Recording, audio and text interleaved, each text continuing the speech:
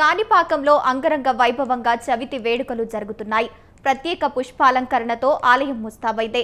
వార్షిక బ్రహ్మోత్సవాల సందర్భంగా ప్రత్యేక పూజలు నిర్వహిస్తున్నారు. వినాయకుడిని దర్శించుకునేందుకు భక్తులు బారులు తీరారు.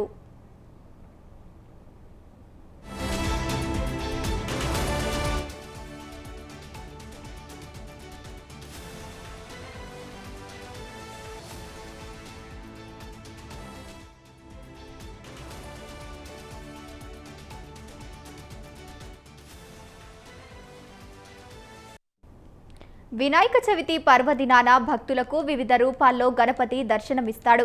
మహారాష్ట్రలో నాసిక్లోని ఓ ఆలయంలో వెండితో తయారు చేసిన వినాయకుడిని భక్తులు కొంగు బంగారమై విరజిల్లుతున్నాయి. నాసిక్లోని రావివారు కరాంజా ప్రాంతంలో ఉన్న ఈ ఆలయంలోని వినాయక విగ్రహాన్ని 201 కిలోల వెండితో తయారు చేశారు. వినాయక చవితి సందర్భంగా ఈ ఆలయానికి భారీగా భక్తులు తరలివచ్చి స్వామివారిని దర్శించుకుంటున్నారు.